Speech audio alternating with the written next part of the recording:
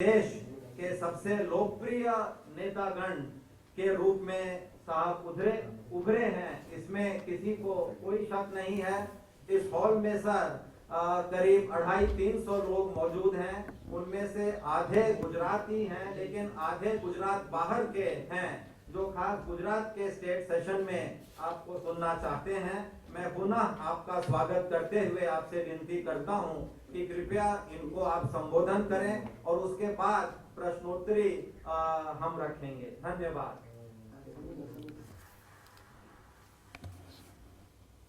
सबको नमस्कार। सबसे पहले मैं आप सबकी क्षमा चाहता हूं। ये पहला प्रवासी भारतीय दिवस है कि जिसमें मैं मौजूद नहीं हूं और मैं खुद मिस कर रहा हूं। जस्टिस इब्राहिम जी मेरे सामने मुझे दिखाई दे रहे हैं, तो ये मुझे खुद को महसूस हो रहा है कि मैं कुछ लूज कर रहा हूं, कुछ गंवा रहा हूं। लेकिन जैसे हमारे अरविंद अग्रवाल जी ने आपको बताया कि हम 2 हफ्ते के पहले चुनाव में व्यस्त थे, कोड ऑफ कंडक्ट का छाया था और उसके बीच सारी चीजों को ऑर्गेनाइज करना बहुत मुश्किल था। और मैं नहीं चाहता था कि मेरी वाइब्रेंट समिट में कोई डिले हो, इसलिए चुनाव समाप्त होने के बीच में सिर्फ 10 दिन होने के बावजूद भी हमने वाइब्रेंट समिट को पर बल दिया। और इस बार गुजरात का जो वाइब्रेंट समिट हो रहा है, उसका एग्जीबिशन का उद्घाटन हमने कल 8 तारीख को किया था और 11, 12, 13 ऑफिशियल जब वाइब्रेंट समिट होगा,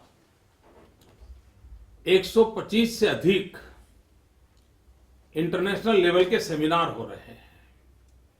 आप कल्पना कर सकते हो कि कितना आयोजन होगा। आज सुबह एक कार्यक्रम था जिसको मैं छोड़ नहीं पाया। करीब दुनिया के देशों से 150 से ज्यादा यूनिवर्सिटीज, उनके साथ हमारा एक नॉलेज शेयरिंग का इवेंट था और बड़ा महत्वपूर्ण था। और वैसे भी इस वाइब्रेंट समिट में हमारा नॉलेज मुख्य थीम है और इसके कारण मैं आप लोगों के बीच नहीं आ पाया।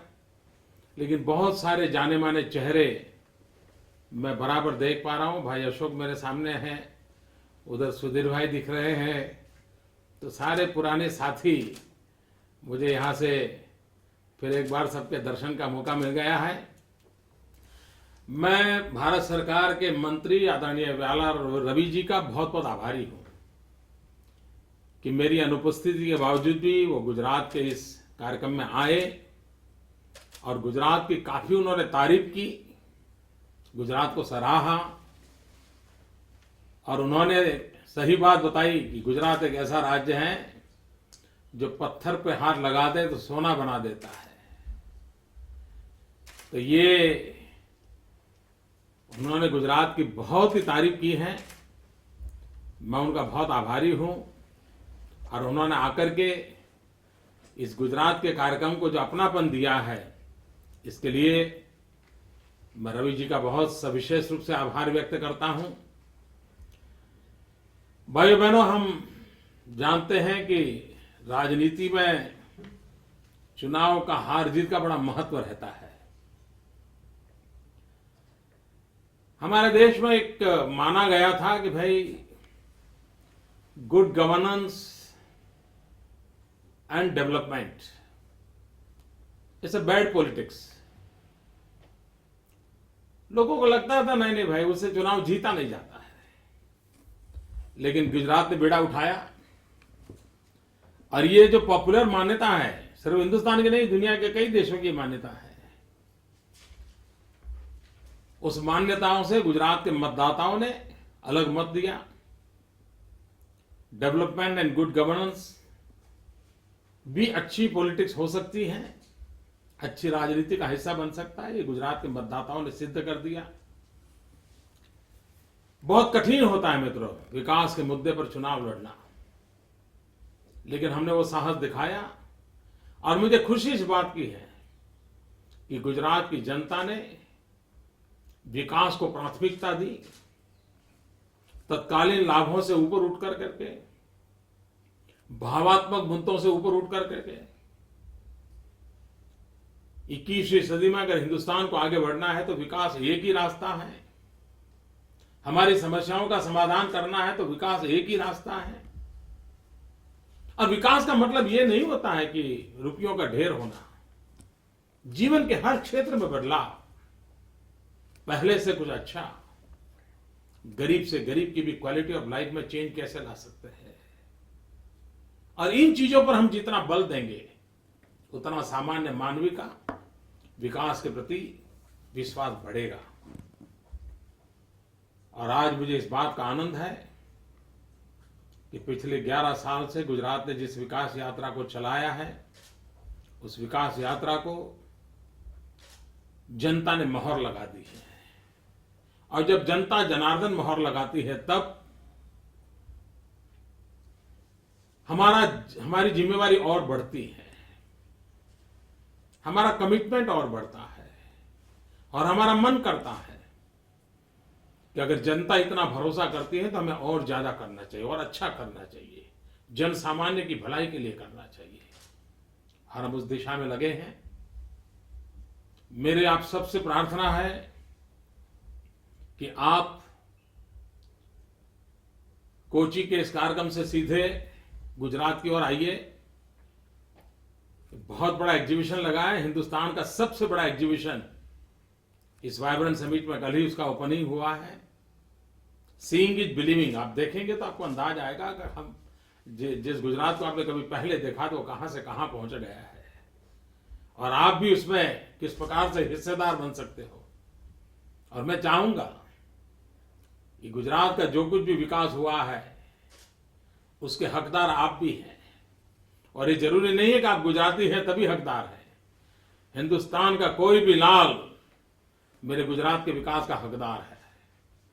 हिंदुस्तान के किसी भी कोने का नागरिक क्यों न हो, उसका गुजरात पर उतना ही अधिकार है जितना कि नरेंद्र मोदी का अधिकार है।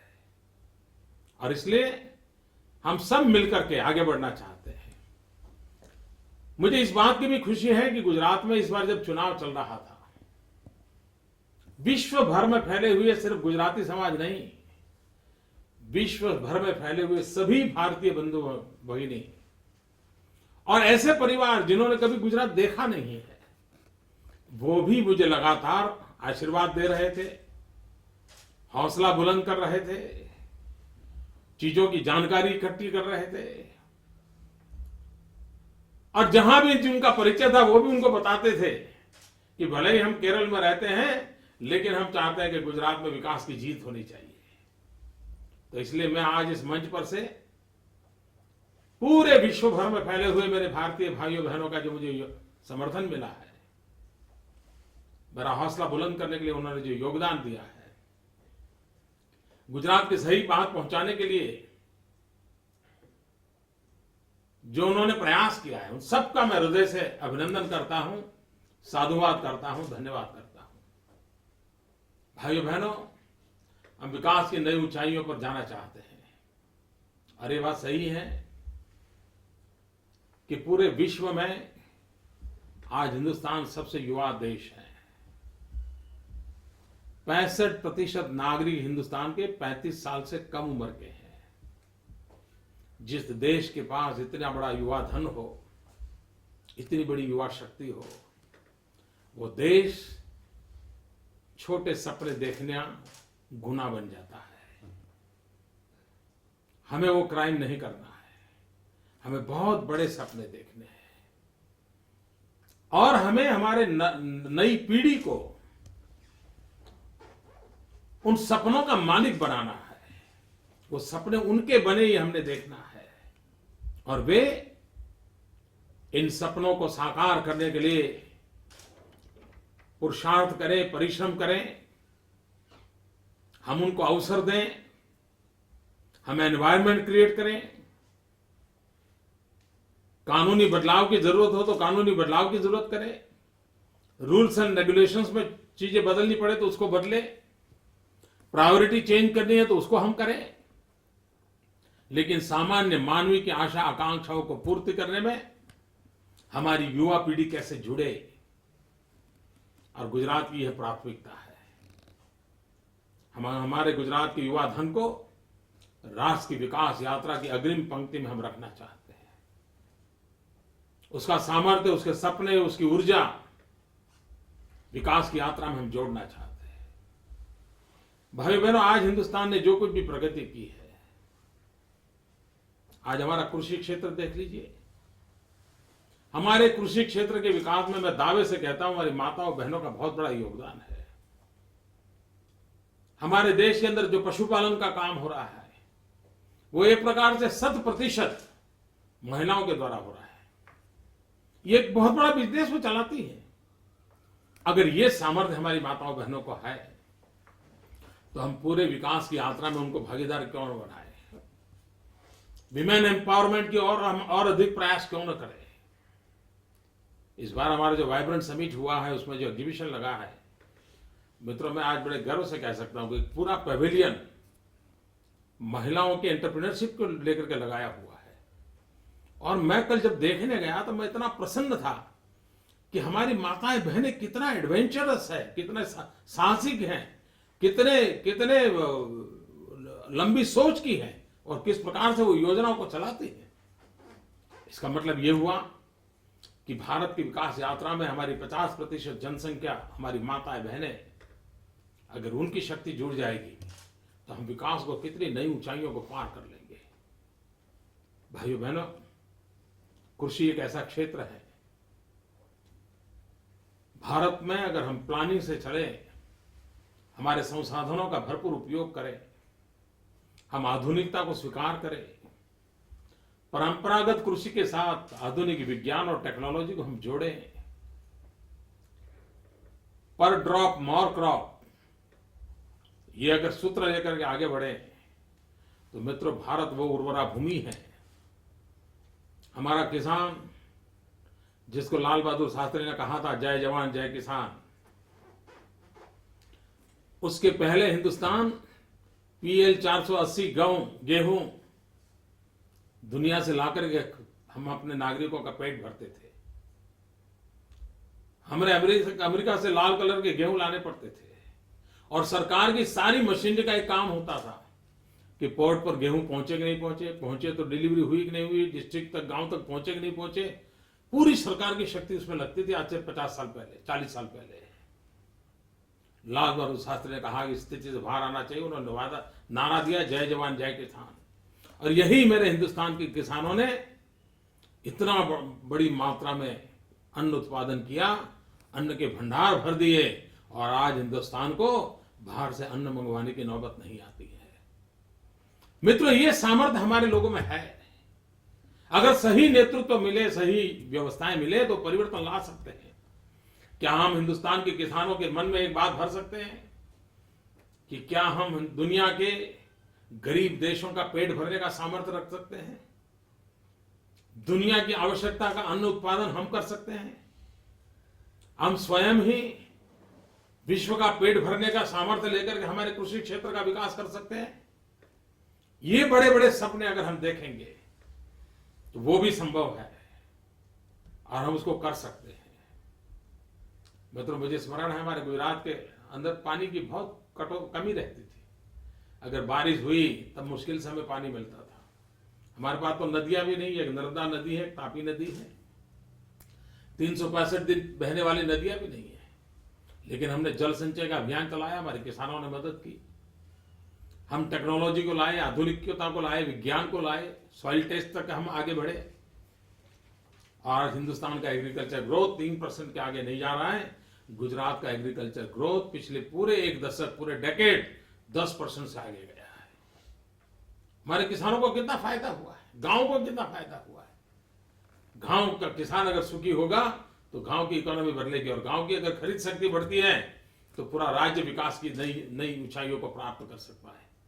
हमने गांव की खरीद शक्ति को, परचेजिंग पावर को बढ़ाने के लिए भरपूर प्रयास किया है और उसका एक परिणाम आया है कि हमारे गुजरात के अंदर किसानों के द्वारा विकास की यात्रा में एक नया बल मिला है। मित्रों, एक समय ऐसा था हम टूरिज्म के मैप पर कहीं नहीं थे। गुजरातीज आर बेस्ट टूरिस्ट, लेकिन Gujarat was never a tourist destination. पिछले 4-5 साल से लगातार कोशिश की, दुनिया को गुजरात की ताकत का परिचय करवाना शुरू किया। आज हमारे गिर के शेर देखने के लिए, लायन देखने के लिए इतनी बड़ी मात्रा में टूरिस्ट आ रहे हैं। हमारा कच्छ का रण देखने के लिए दुनिया भर के टूरिस्ट इन दिनों आ रहे हैं। आप लोग आए हैं तो मैं आपको प्रार्थना करता हूं, अगर मौका पड़े तो अभी हमारा रणोत्सव चल रहा है, कच्छ के अंदर रण फेस्टिवल चल रहा है। समय निकाल कर अगर आप हो सके तो रण फेस्टिवल जरूर देखने जाइए। वेबसाइट पर उसकी सारी जानकारी अवेलेबल है। आप देखिए क्या टूरिज्म में डेवलपमेंट हुआ है। पूरे हिंदुस्तान का जो टूरिज्म का ग्रोथ है उससे हम करीब करीब डबल टूरिज्म ग्रोथ कर पाए हैं। और हमें विश्वास है कि हम सर्विस सेक्टर में भी गुजरात अपना लोहा मनवाएगा, स्थिति बदलेगा। मित्रों, एक जमाना था Gujarat was a trader state. हम व्यापारी राज्य थे। एक जगह से माल लेते थे, दूसरी जगह पर बेचते थे और बीच में दलाली में जो मिले उससे गुजारा करते थे। यही था हमारा। आज एक ट्रेडर स्टेट आज ए मैन्युफैक्चरर स्टेट बन गया है। हम एशिया का बहुत बड़ा ऑटो हब बने हैं। हम मैन्युफैक्चरिंग सेक्टर में, इंजीनियरिंग सेक्टर में बहुत बड़ी ऊंचाइयों पर जाना चाहते हैं और हमारी युवा पीढ़ी का स्किल डेवलपमेंट करके उनको काम में लगाना चाहते हैं। हम गुजरात के अंदर इंफ्रास्ट्रक्चर को बल दे रहे हैं और हमारा इंफ्रास्ट्रक्चर रोड तक सीमित नहीं है, रेलवे स्टेशन तक सीमित नहीं है। हम इंफ्रास्ट्रक्चर की जब बात करते हैं तब हम पोर्ट सेक्टर के डेवलपमेंट की बात करते हैं। हम इंफ्रास्ट्रक्चर की बात करते हैं तब हम ऑप्टिकल फाइबर नेटवर्क की बात करते हैं। हम इंफ्रास्ट्रक्चर की बात करते हैं तब गैस ग्रिड की बात करते हैं। हम इंफ्रास्ट्रक्चर की बात करते हैं, हम 24/7 365 डेज अनइंटरप्टेड 3 फेज पावर की बात करते हैं।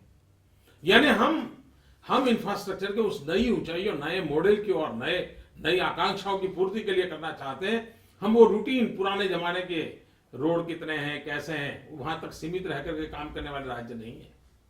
हम 21वीं सदी की आवश्यकताओं की पूर्ति के लिए कैसे काम करें, उस पर हम काम करें। और मुझे गर्व है मित्रों कि गुजरात स्टेट जिसके 18,000 गांव में ब्रॉडबैंड कनेक्टिविटी है। मेरे यहाँ रिमोट गांव के स्कूल में भी इंटरनेट अवेलेबल है और मैं लॉन्ग डिस्टेंस एजुकेशन से दूर सुदूर गांव में भी विद्यार्थियों को पढ़ाने के लिए कोशिश कर रहा हूं। लेकिन ये तब संभव हुआ है, अगर मैं पहले बिजली का काम न करता और लाकर के कंप्यूटर रख देता तो क्या होता? कुछ नहीं होता था। और मित्रों, आज हिंदुस्तान में गुजरात अकेला राज्य है।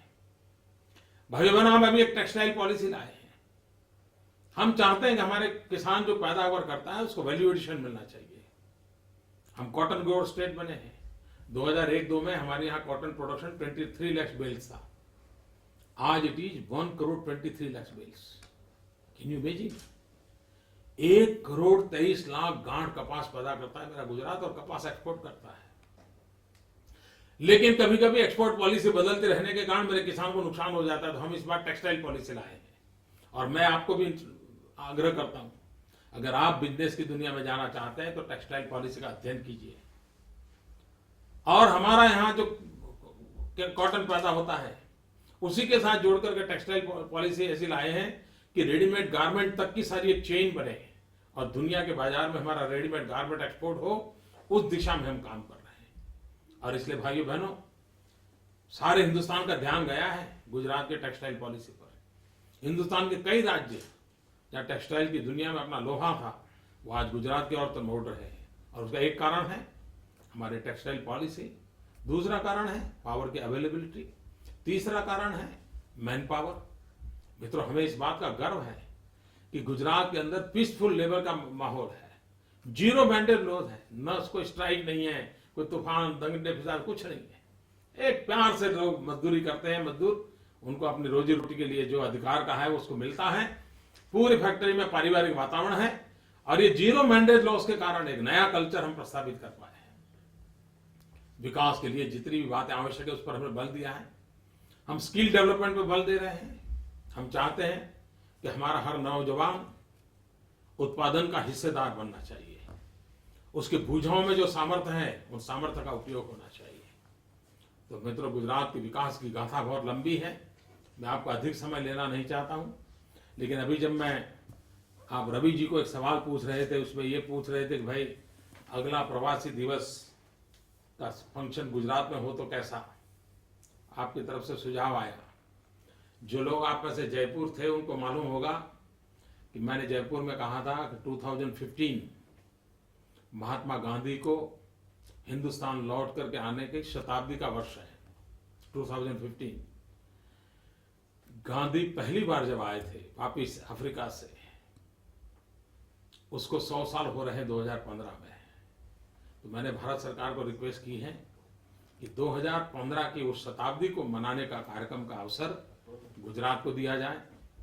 हम गुजरात में उसके बहुत बड़े आन बान शान के साथ मनाएंगे और हम विश्व भर के हमारे प्रवासी भारतीयों को आग्रह करेंगे कि आइए, क्योंकि ये प्रवासी भारतीय दिवस की डेट जो है वो महात्मा गांधी का हिंदुस्तान आने के साथ जुड़ी हुई है और इसलिए इस डेट का हम महत्व रखते हैं।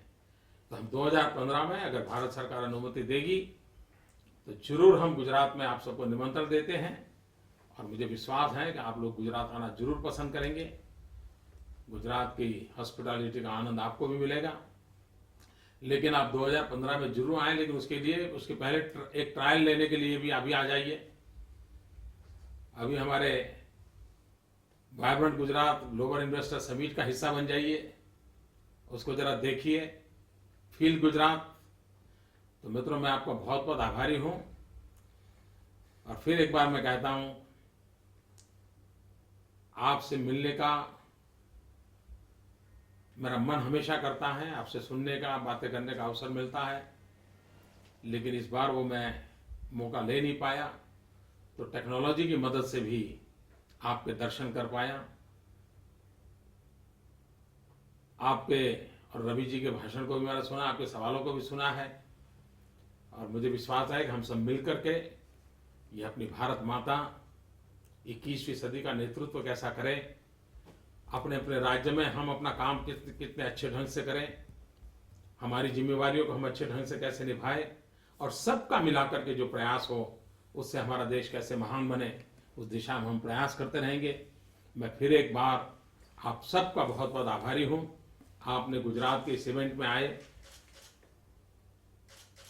इस इवेंट को आपने सफल बनाया और जैसा अभी मुझे बताया गया कि अन्य राज्यों की तुलना में यहाँ संख्या ज़्यादा है, तो आपने इतने दूर से भी मेरी बात को सराहा है, इसलिए मैं आपका बहुत बहुत आभारी हूँ। बहुत बहुत धन्यवाद।